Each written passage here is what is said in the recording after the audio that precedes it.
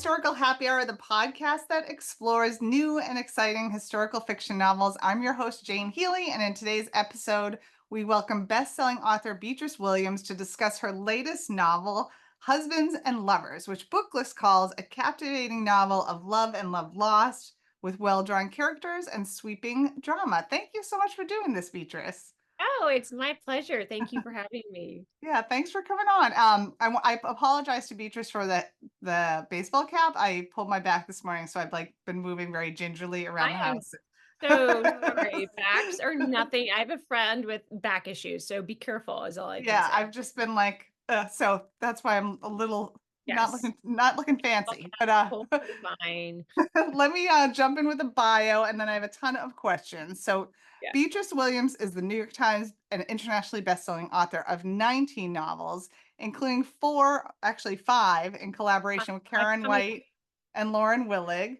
A graduate of Stanford University with an MBA in finance from Columbia, Williams lives near the Connecticut shore with her husband and four children. Welcome again. Thank you. It's a pleasure. Thank you all for turning up. We actually here on the Connecticut shore, it's a bit of a heat wave. Yeah. So I was close to a baseball cap myself.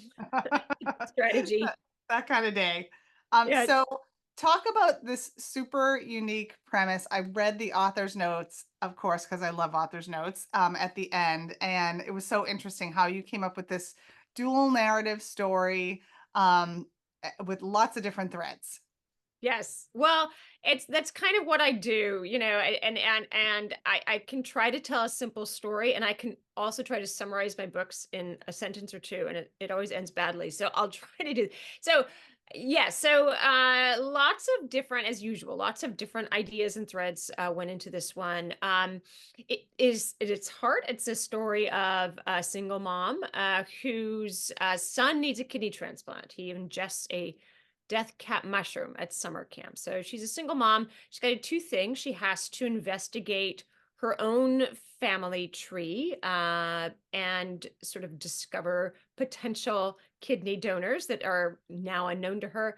But she also has to go and reconnect with the man who is the father of her child, a man she hasn't seen since the summer the child was conceived. And he is now, to make matters more complicated, one of the world's most famous and beloved singer-songwriters, and also maybe one of my favorite and probably most charismatic characters I have ever created, Monk Adams. So that's the story in a nutshell. But again, it brought together a lot of things. The historical side of it was where I started. That was my starting place. I just sort of reading the story about this woman who had her DNA, results done, and turned out her mother was adopted from an Irish orphanage, and the father of the child, she was conceived out of wedlock. The father of the child had been a hotel manager in some sort of country on the rim of the British Empire. So that was kind of where I started, and then I ended up bringing this contemporary story into it. So yes, as usual, lots of ideas and threads came together into this book. Yeah, and regarding the historical aspect, post-war Egypt is such an interesting place. It's not one you read about often. Talk about your research for that, and a little more about that timeline in the story. Yeah, so with the kind of that premise in mind, this woman who's in an unhappy marriage with a sort of a much older man, has an affair with the manager of a hotel, again, in one of these countries. I should preface this by saying that my father is British. He was born in Calcutta in 1946. So these types of stories, that kind of British expat story, is interesting to me, especially in this period of time when the British colonial empire is crumbling. It's like a crisis of national confidence that kind of leaches into people's own confidence and feelings about themselves as British citizens. So that's always been of interest to me. And I thought, well, how about Egypt? Because, of course, in 1956, we have the Suez Crisis, which is one of those events that is basically like the death knell of the British Empire as we know it. That's the moment where it's like,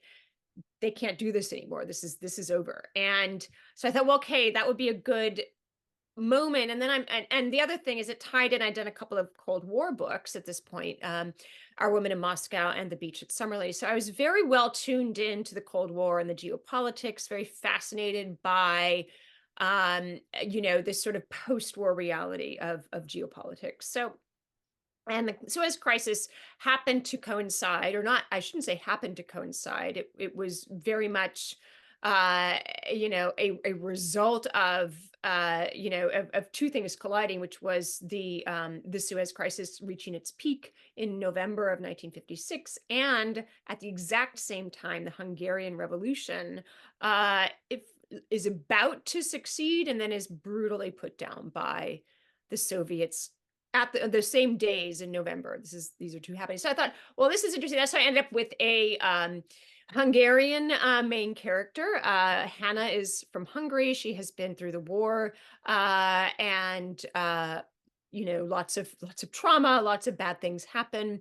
And so she marries this senior British diplomat at the close of the war to sort of escape. And then I'm doing my research on Egypt, and I'm thinking, well, if we're going to have a hotel, it's got to be Shepherds of Cairo. That is the iconic hotel.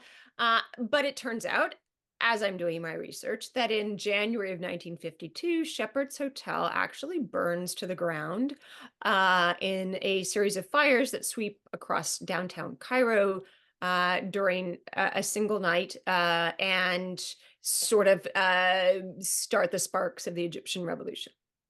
So that, okay, then maybe now we're going to be in 1951, 52 and everything going on there, doing my research, and I turn to memoirs. I do all that sort of top level research, Cairo, Egypt, background, 1956, 1952, Egyptian revolution, rise of Arab nationalism, all these things. So I start, going down to like the person level, the human level, which to me is the most interesting thing. I mean, I am much more interested in how the human experience during periods of historical change than, say, the lives of great people who are moving events. I want to know what it's like for a human being.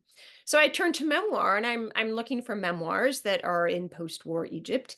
And it turns out they are almost all written by Jewish people Right. who are kicked out of Egypt in that post-war period. And what strikes me as I'm reading their stories is how similar it is to the process by which Germany, made life impossible for Jews in the 1930s. So you strip away, legal rights, you strip away property rights. They can't hold money in bank accounts. And these are people who consider themselves Egyptian. Their families have lived there for centuries. They've come from Syria. They've come from, Spain. They're kicked out of Spain in the Inquisition. So they come to Egypt, and their families are very Egyptian, and they feel very much part of Egyptian life. And all of a sudden they're told, no, you're not Egyptian. Get out. We don't want you anymore.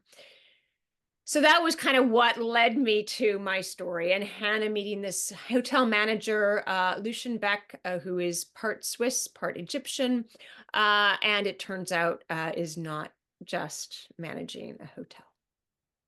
We won't, no spoilers there. No spoilers, yes. But so Try much not to, to. so much to work with the history. And I love historical fiction where I didn't know that much about that history. So that was really fun too. Yes, it was Um, a journey for me as well. And that's kind of what I love it when you come in without a lot of preconceptions because you don't know a lot about the period. You know the basics, but not, the specifics. And then the research leads you to your story. And I love that yeah, process of discovering the history and then discovering your characters. yes, absolutely. And it's not a spoiler. You already mentioned that kind of one of the jumping off point of the Yeah, novel where the son eats a death cap mushroom yeah. at summer camp. And I have to tell you, as a mom, that was a really hard thing to read about. And you said it was inspired But by a story that you read or a story you had heard about. so and I'll preface this part by saying that I am not a huge mushroom fan. I've never I don't mind the flavor of mushrooms. Like I just drizzled a little truffle oil on, I made some, oven Love French truffle. fries. Yeah, I love a little truffle oil, Uh or even a mushroom puree, but like not like I can't like eat a mushroom. It's just the tech, I don't know, something in me revolts against eating an actual mushroom. And I realize this is the weakness. Mushrooms are very trendy. They're like, the wild Mhm. mushrooms are, is in everything now. I feel very like a very unsophisticated palate, but there it is. So I'm always looking, as we all are, for stories that affirm our own core beliefs when we're going through the internet. We don't want to click on the stories that like, don't affirm our core beliefs or challenge our core beliefs, because that is like no fun. So I find this story, and it was actually about the guy who wrote The Horse Whisperer. So you may have heard this story or forgotten that you had read it, but this was an obituary. He died a couple of years ago, and he did not die of the mushroom poisoning, but it had happened a couple of decades earlier. He was out foraging for wild mushrooms in, I think, Scotland, and ingested a death cap mushroom and survived, obviously, but went into kidney failure. So he needed a new kidney. And it was eventually his own daughter who donated the kidney Wow. that he needed to, resume normal life without dialysis. So I found that intriguing. I mean, obviously felt bad. You know how it is when you're a writer. It's like there's half of you that is like sympathizing and empathy and all this sort of thing. And then the other half is like, that would make a really good story though. And then just the evil genius part of your brain takes over where, you take that seed of a story and then turn it, into your own story, which is single mom. And again, as a mom, that visceral, when the call comes in and you see that it's like the school nurse on the other end, and you're like, it could be that I forgot to fill out a form, or it could be Yeah. disaster on the playground. And so I was sort of going back. My kids are a bit older now, but still that visceral like panic. And that's why the nurse always answers the call by saying, so everything's okay. And you're That's like, okay, right. Yeah. okay, let's just establish a baseline here and then we can move on. But what if it's not okay? What if your child is literally being airlifted to the hospital right this very second? And you're a single mom and you're not in contact with the father. So I tried to pack all of that into it's the very first chapter. These are not spoilers here. Mhm. That very first chapter, and also establish a little bit of question mark in the reader's mind. Why is she not in contact with the man who's the father of this child? Right. Yes. And that we won't reveal that spoiler either, but I loved Yeah. I read Romantic Comedy by Curtis Sittenfeld, and that's about a like an SNL writer. I love Curtis Sittenfeld, and I literally, as soon as I hadn't read anything I always just read her books without even knowing what they're about. So I had literally just sent my manuscript in, and I'm like, I'm going to reward myself by reading the new Curtis Sittenfeld, and I'm reading this, going, wait a minute, Yeah. again, you got this kind of like waspy guy who turns out to be and I'm like, I guess I'm just vibing on the same like, Right, you know, right. yeah, I know, So, which and I like the love story where it's like a normal woman like going about her life, and then there's this uber famous guy who's from her past and comes yes, back. So yeah, Monk, the main characters are named Mallory and Monk. And uh-huh. talk about how you came up with them, how you developed them as characters, because So it it's was a great storyline. so it's funny because I mean, I obviously knew from the get-go that this guy was going to go on and become, yeah, because I needed some barrier between them. Uh, you know, because I knew that I knew the bare bones here, that you have this woman who has a child with a guy, and then they split up and she doesn't see him for many years. So what are some of the barriers between them that are going to keep them, from being together? And I thought, well, obviously fame, celebrity, that's a big one. But the interesting thing was, and this is partly because I'm not exactly, as my kids will be the first to tell you, I'm not very au courant on like current popular music, like at all. I sort of grew up, again, British father, and sort of a very kind of a cultural vulture type mom. And it was, my dad was a civil engineer. I don't want to give you the wrong idea. My dad's like a civil engineer. My mom's, homemaker. We went to these things in our closed from this year's catalog. But, we did like Shakespeare during the summer was our summer vacation every year. And then opera in the winter. I had like season tickets to the opera at age 7. So that's like, that's my imprinting. So I don't really, other than like a brief period as a teenager of like listening to top 40, I don't really have a very good grounding other than what, I sort of overhear my kids listening to. So I didn't have a clear, I mean, to me, it wasn't that Monk was a singer songwriter or the music that he was singing. I certainly was not picturing any particular singer songwriter and having this fantasy about him at all. The starting point was Monk as a person. Like the first scene in which Monk appears is is when they're both being dropped off at boarding school. They've both been home for the weekend. They're being dropped off. It's October. And Mallory comes from this working class Catholic background. Her grandparents kind of scraped together the money to send her here. Monk comes from this summer aristocracy on Winthrop Island, which is the island I first created in my book, The Summer Wives, in the 1950s, and the beach at Summerley, and also in the 1950s. And it's loosely based on Fisher's Island, which is a real place off the coast of Connecticut and Long Island Sound. And I thought it'd be interesting to check in on these families and see how the kids and grandkids are doing here in, the present day. So Monk is actually the grandson of a character in The Summer Wives.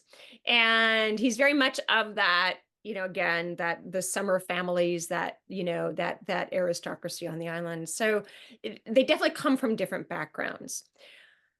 But Monk just walks into the scene and he is so himself. And I think the important thing to me in creating him is that he's a good person. He's Mhm. a kind person.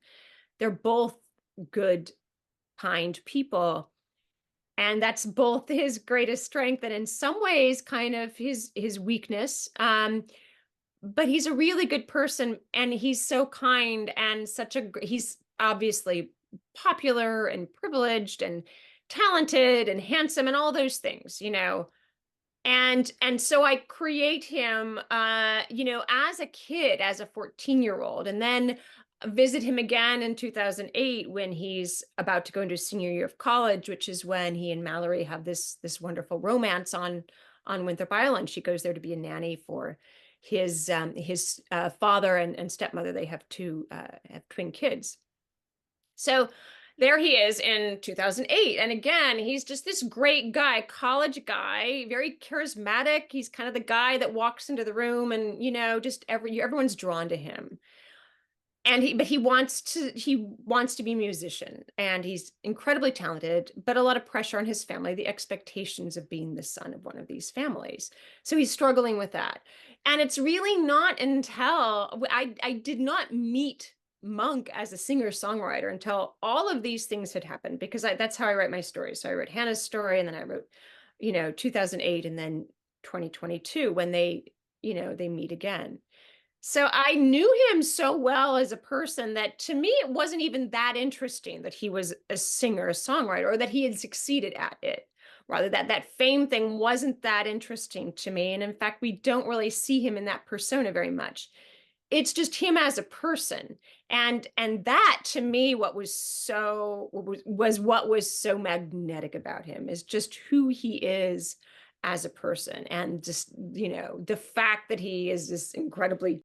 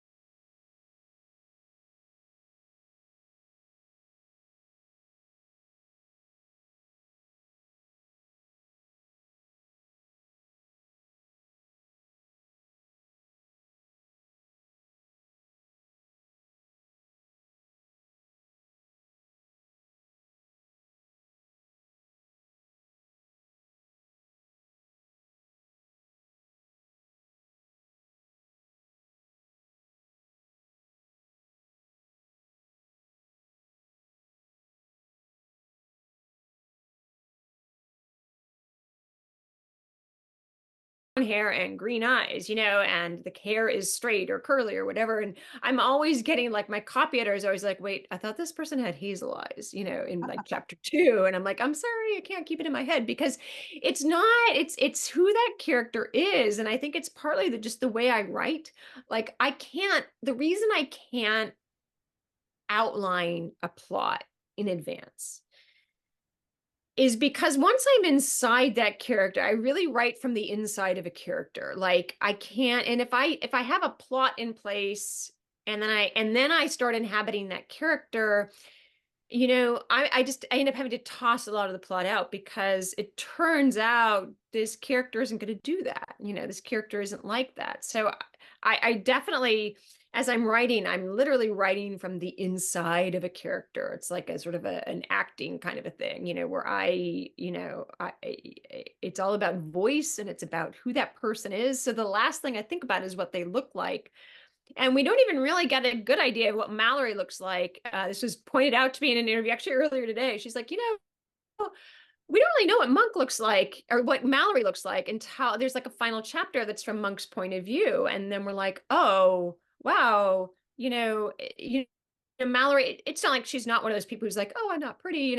She's definitely someone she's very comfortable in herself. But when we see her through Monk's eyes, we just get this sense of her inner beauty and what an amazing person she is and why he loves her so much. And that's like the first moment where you're like, oh, now I see what she looks like, because the rest of the time we're inside Mallory's skin. So, we just have Mallory's sense of who she is. We have, I love that. I think there's so much of my books, I love that space in between persona, which is the image that we project to the world, to the other characters in the story, to, the image that we think versus, person, which is who we are on the inside, that true self. Mm-hmm. And that's why I love writing love stories, because there's no better way to explore that. The essence of love is somebody who sees through your persona to who you are on the inside. So if exploring that gap, that liminal space is what's interesting to me as an author, love stories to me are just a great way to show that, showing instead of telling, to sort of show that and explore that gap. Right. No, and you actually just started to get into, I always ask a few writing related questions before I take questions from the audience. So I want to get into those. So talk more. You talked about process. I always ask, are you a plotter versus a pantser? And it sounds like you are definitely not a plotter. Is that right? I'm not a plotter, but I'm not altogether a pantser either. I mean, I definitely know what this story is about when I start. And it's probably because I do a lot of cogitating before I sit down to write. I really love writing in a great big creative flow. I don't like to be like, okay, open up my Word document and who are my characters? I definitely spend a lot of time, even as I'm writing one book, in the back of my head, I'm thinking about the characters for the next book and the ideas for the next book and developing that in my head so that when I sit down, I do kind of have an idea who my main characters are going to be, where they are in history, where they are in their lives, what is the big thing that they want, what is the conflict here, what is that gap between persona and person with this character. And and the plot to me always has to serve that. So while I have an idea of where I want the plot to go and who, I know my end goal. How I get there, other than kind of knowing a few, well, what are my inflection points? What's my arc, and what are the key points on that arc? Other than that, I have to leave it up to the characters. I have to let the characters lead me through that. Otherwise, I can't write. I get stuck. I can't access that flow, that creative flow that to me is where my best writing takes place. So interesting. I love hearing about process from writers. Everyone has their own business. Everyone, yeah, it's so fascinating. So another question I always ask, because how do you strike a balance between fact and fiction in your storytelling? And do you have any rules that you adhere to overall? So my general rule is if a fact is knowable, it needs to be true in the story. And if it's not, if I have to massage it a little bit, I will let the reader know in the notes. But generally speaking, if it's knowable, if it is a knowable historical fact, and am able to establish it to the best of my knowledge, and I do, it's not like I never make mistakes. There's some stuff you don't know, as we all know, and that's what really trips you up. That being said, I am most interested in the human story, not in the historical story. Even though I consider myself a history native, like history is where I feel most comfortable. But what I'm most interested in is that human experience within that historical context. Because, don't forget, if you go back to all this stuff that I was sort of, indoctrinated with as a child, it's all it's not historical fiction.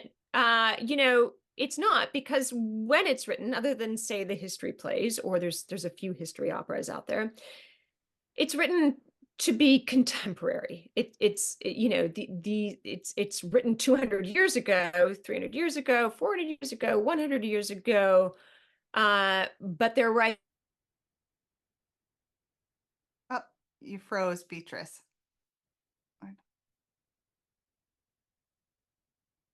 Oh, hello? Oh, Characters there who we go. interact with historical figures. You just froze for a little bit. Did you? Oh, sorry. Or at least for Sorry, me. I don't do know if have it was 4 kids in the house. They are supposed to understand that they're not supposed to go on the internet right now. We sometimes have slip-ups. The internet being a very tempting, I know. tempting target. Um, okay. Okay. Up a little bit of a freeze again. One sec. So Oh, shoot. where I froze up there, but back. You said in fictional characters. Oh,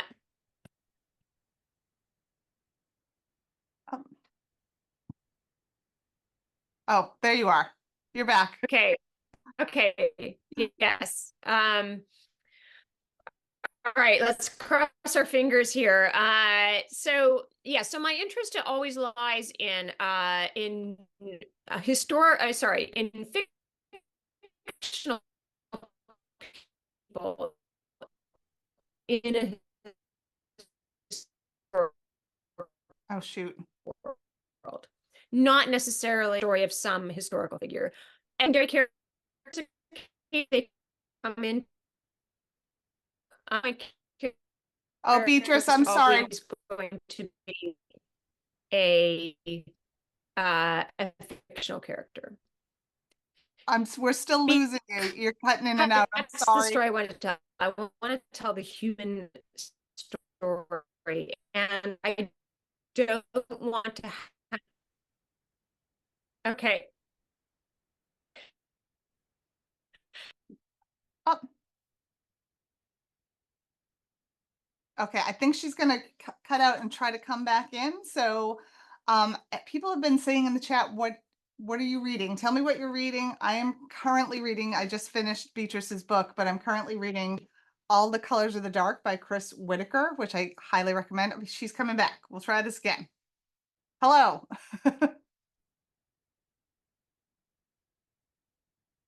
Up. Audio. Up.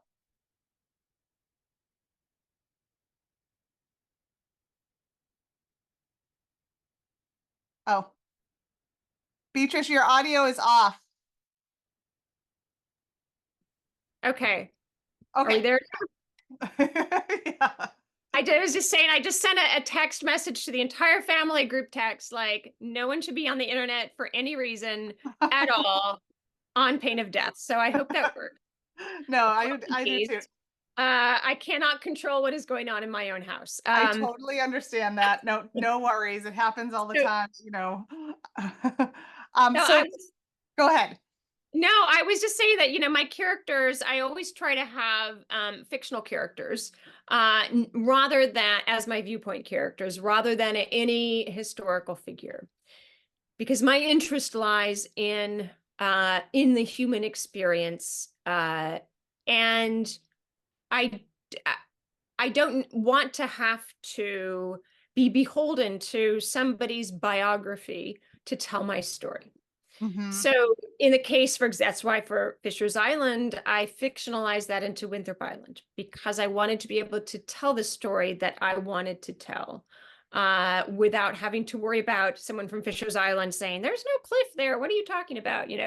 Uh, and again, when I wrote, say, 100 Summers, I was inspired by a real location, but I fictionalized it because again, I wanted to be able to tell the story the way I wanted to tell it without having to worry about, well, this person was in another country or this person married someone else or biographical details that to me, were not the story that I wanted to tell.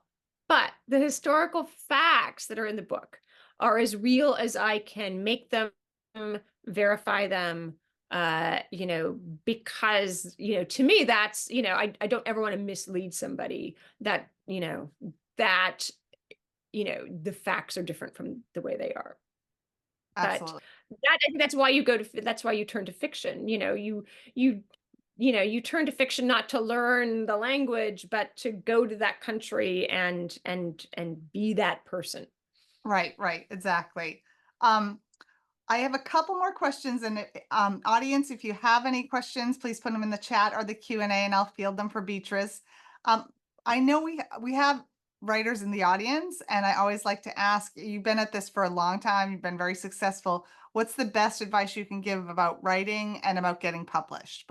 I know those are very different things, but I'd love to hear what you have to say.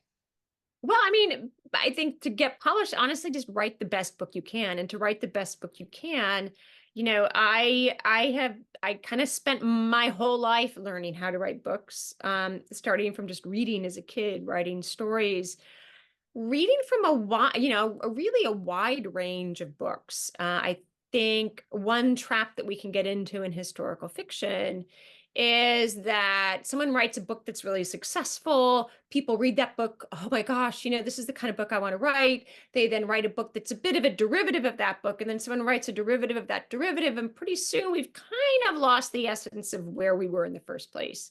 Hmm. Uh, and so I try to read from a bunch of different genres. And in fact, for my pleasure reading, I tend not to read historical fiction. I tend to read either books that were written in periods that I'm interested in, books written about those periods, or detective fiction, thrillers, literary fiction, anything that is a good story that is told well. I think that's where you want to be, in your reading pile. And then just, I think, writing. You just have to write, and you have to know that, you're never going to be, how can I put this? I'm never going to be good enough for my own standards. Like whatever I put out there, I'm never going to feel like, well, that is the absolute best I could ever possibly do. Hmm. I always want to learn to tell a story better, to write a better story, to, understand my characters better, to uh, switch things up, write a different kind of story. I never feel like I'm really there yet. And I think that's a good mentality to have because you're always being really conscious and mindful as you're writing. I mean, I feel like every word needs to count. Every word needs to have purpose in there. And if possible, serve more than one purpose. I love, one of the things I love about writing about New England, and I'm a West Coaster myself. I grew up near Seattle, college in California, and I came to New York after college very reluctantly. I didn't want to come to New York. That was just like the only job offer I had. And then I met the man who became my husband, and he's from a New England family. So I'm learning. Yeah. And what's so interesting to me is there's just all this subtext. And and that is interesting as a human being, moving about this world, but it's also interesting from a writing standpoint, particularly as we're talking about, as I did about sort of persona versus person, because um, that's really the essence of showing instead of telling, isn't it? And so when a character says one thing, do they mean it? What are they really trying to say? And so you have to trust the reader a lot with that. You have to trust that the reader is not necessarily going to take everything at face value. He's going to think about those words. He's going to think about, is there maybe a disconnect between the way the person is acting and what they're saying? All these things. So, every time I write a book, I try to have every sentence have double or triple duty in terms of conveying the meaning of the story or moving the story along. Very good advice. Yes, excellent. Ike Levick, who is, I believe, asking this question from Australia. Oh She my wants to goodness. know which craft books you rely on, like if there are any craft books that you can recommend. Yes, Sydney, Australia, she says. Wow. Like, do you have I haven't read craft books in a long time. Um,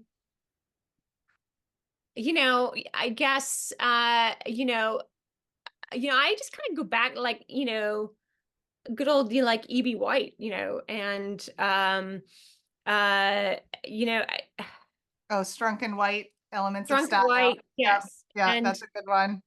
yeah, I feel like the problem is, I think with craft books is that,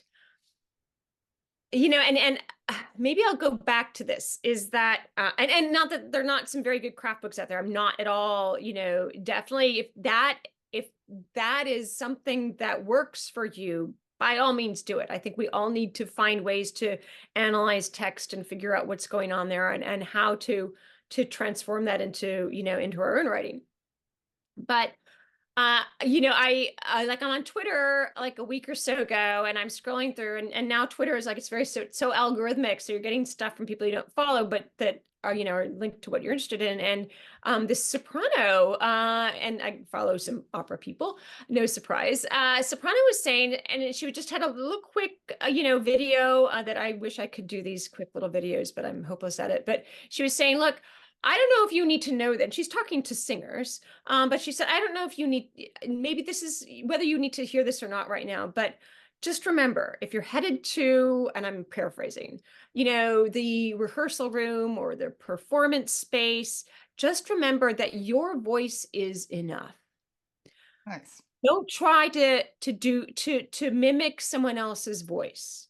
That you can bring your voice is enough. It brings the colors and the shading. And this is, the one thing that I can sort of bring from my own experience to Monk is that I understand singing because of just spending so much time following opera. And they talk a lot about singing and where a piece sits in your voice and so on. And so and this idea of colors, the colors that your voice brings to the performance. And your voice is enough. What you have, your instrument, is enough to paint those colors and to bring those characters alive. So just remember that you're enough. Work on your own voice. Your voice, you're the only one who can bring your voice to this performance or to this interpretation of the piece. And I was literally like, oh my God, I did need to hear that, because the first thing I do after I finish writing, a new manuscript is I start reading. And sometimes I'll read something that's really good. I'm like, oh my God, I need to bring more humor into I'm not snarky enough. I'm not this, I'm not that. So every so often, to hear that, to remind that, like, yes, and that person does that great. That is their voice. They're amazing at it. You have your voice. You have your own stories that only you can tell, and only you can tell it that way. So I think that the most important thing you can do is to develop your voice, and not, obviously you want to read other writers and hear other voices, but understand, your own voice and the stories that you tell really well, and how to tell them well with your voice and the colors that you bring to those sentences. And I just, that is, I think, to me, the most important advice. I was so glad I just stumbled on this little video. I was like, that's it. That's exactly it, and I'm like, I just replied to her. I'm like, well, I'm a novelist and I needed to hear that right now. So, it applies to, I think, anyone trying to create characters, to create some kind of art. Yes, that's excellent advice. I love that. Irene Axelrod asks, will there be a sequel to this book? And this also kind of ties in with one of my questions is what are you working on now? What's next? Yes. So I like I said, I just turned in my most recent book, and yes. So this is interesting. So I had a different. It was going to be Winthrop Island, but it was going to be back in the 50s. I was going to pick up a character that interested me from The Beach at Summerley, who was a side character in that book, and that was going to be my next book. And in November, I was already writing. I was like, like not that far into it, but far enough. I had, it's 4 or 5 more months to write it. So I was several chapters in, and I was really going strong. And my it was November. My editor sends me an email and says, "So now that we have the galleys printed and it's gone around the office, we want you to come in. We're all so excited. We all love this book so much. We want you to come in for a big marketing meeting." And I'm like, "Oh, hooray!" So I go into the city, and it's this great meeting. Like, people came into the office, which was amazing, as you Yeah. know, to have like publishing people actually come into the office. So they came in, and they were all so excited and all these plans. And I'm like literally on cloud nine. I'm walking to the elevator with my editor, like, that's never happened to me before. This is so amazing. And you're so excited. And I said, and I just want you to know, I'm well on my way to like that next book. It's going really well. And I will definitely have it in by deadline. And she's like, so here's the thing.